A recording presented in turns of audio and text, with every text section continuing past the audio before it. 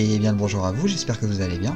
Alors aujourd'hui on revient sur les Côtes d'Armor comme promis et je vous invite à découvrir une histoire qui moi m'a personnellement beaucoup plu aussi et que j'ai découvert en même temps que celle du roi Marche.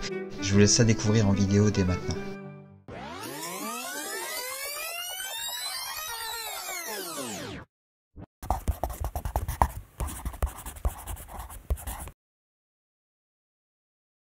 Aujourd'hui, c'est vers une légende arthurienne que nous nous tournons, celle d'un combat entre le roi Arthur et un dragon sur les bords des Côtes d'Armor. Il aurait été aidé dans sa quête par un saint ayant vécu dans le département. Car, avant de parler d'Arthur, je me dois de vous parler des Flammes, qui était un prince d'Hibernie et qui aurait fini sa vie en solitaire dans le royaume d'Armorique, près de Lannion et Saint-Michel-en-Grève, allant même jusqu'à donner son nom à un village aujourd'hui connu sous le nom de Saint-Efflamme.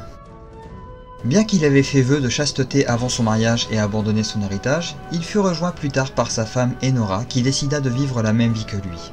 Leur amour était tel que même en n'ayant jamais consommé leur union, les deux amants rendirent leur dernier souffle au même moment. Mais je vous avais parlé d'Arthur, il me semble. Eh bien, Efflamme rencontra le fougueux roi à l'instant même où il débarquait sur les côtes armoricaines. L'homme était aux prises avec un dangereux dragon qui terrorisait la région depuis fort longtemps, et le roi de Camelot ne pouvait tolérer cette présence. Le monstre à l'œil vif avait des écailles aussi rouges que le sang, et sa queue ressemblait à celle d'un poisson. Le combat avait duré 3 jours, n'offrant que la nuit de repos au grand roi qui reprenait alors le combat à l'apparition du lézard, protégeant ainsi les villages de pêcheurs de ses assauts. Ce fut pendant un moment de répit que le roi demanda un peu d'eau aux pèlerins. Mais ayant les outres vides, Efflamme, avec regret, frappa le sol de son bâton, et ce fut à sa grande surprise qu'une source d'eau pure en jaillit. Source à laquelle Arthur put se désaltérer et reprendre des forces. Il terrassa la bête le lendemain, ragaillardi par cette eau miraculeuse, et le dragon mourut en tombant dans les flots avant de se faire emporter au large pour disparaître à jamais.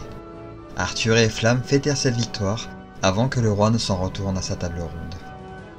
L'homme fit ensuite bâtir un oratoire pour accueillir sa femme, qui le rejoignit sans hésiter, et c'est ainsi que le couple fut réuni à tout jamais dans la tranquillité du recueillement. La région, débarrassée du fléau de la bête draconique, put également connaître la paix. Efflamme fut canonisé par la suite de ce miracle, et il légua son nom au village et à la place où la bête fut terrassée. Quant à Arthur, ai-je vraiment besoin de vous dire qu'il s'en était retourné vers sa plus grande quête? Celle du Saint Graal, bien évidemment.